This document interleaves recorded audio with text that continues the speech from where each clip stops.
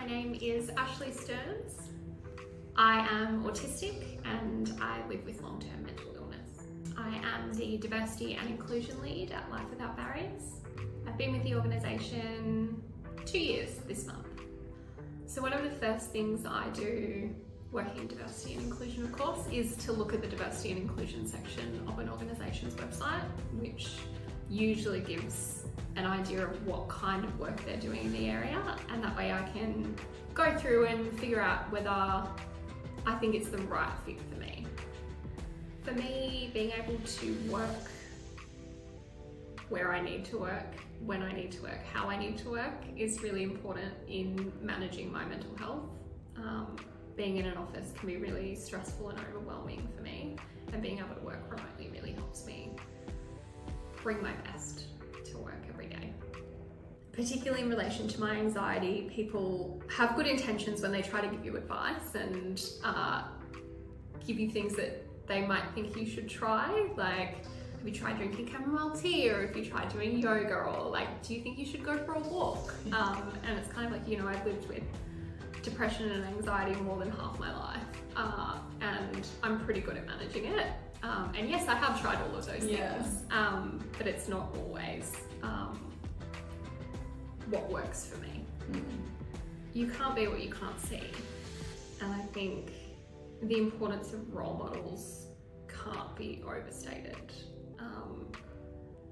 Even in broader society, looking out and seeing yourself represented in television shows, media, pop culture can do a lot to expand your idea of what you can do with your life. And when you see other people achieving what you want to achieve, or things similar to what you want to achieve, it makes you more confident in knowing that you can do that too. I think historically we've not done a great job at representing people from all kinds of marginalised groups, people with disability included. We trivialise, or we tokenise, or we stereotype, and we don't show people in the incredible diversity that exists across particular communities. We see them as one thing, whereas we can definitely do better. I think we're starting to see the value in lived experience more, particularly in D&I roles, and roles where you're trying to directly serve people from marginalised groups, and the value of lived experience is being understood. So I think, you know, ticking the box, if you like, on whether or not you have a disability, either in a HR system or as part of an anonymous survey, from a diversity and inclusion perspective or a people and culture perspective, it's incredibly important because it gives us a picture of our workforce. It allows us to identify who it is that's employed at our organisation, and it also helps us identify opportunities and issues, if there are any, for people who may not be as engaged, whether we're retaining people at the same rate, whether we're attracting people from particular communities. And I think that's where information in a HR system can be really useful, because it allows you to track initiatives over time, whereas information disclosed or shared in an anonymous survey will give you a point in time. And so I always tick the box. I encourage other people to tick the box. But I also think it's really important that we remember that it is still a personal choice to share that information at work, and people with disability, myself included, have experienced discrimination when they've shared that information in the past. And so I get that there can be a stress and a fear and an anxiety around sharing that information, and it's also really important to be clear what you use the data for and who has access to it.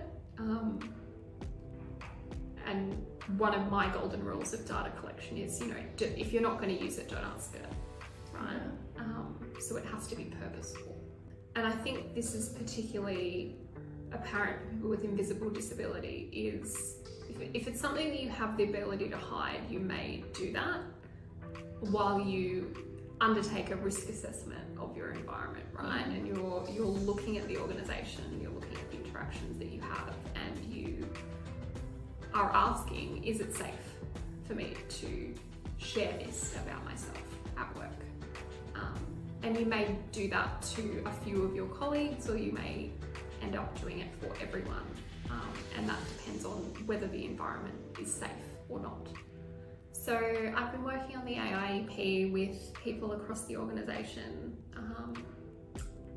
for between 6 and 8 months, doing consultation with all of the different departments and business units that are involved in implementing the 66 actions that we've come up with. And we really leaned on the Australian Network on Disability and our employers with disability in really making sure that what they wanted to see change was reflected as part of the plan.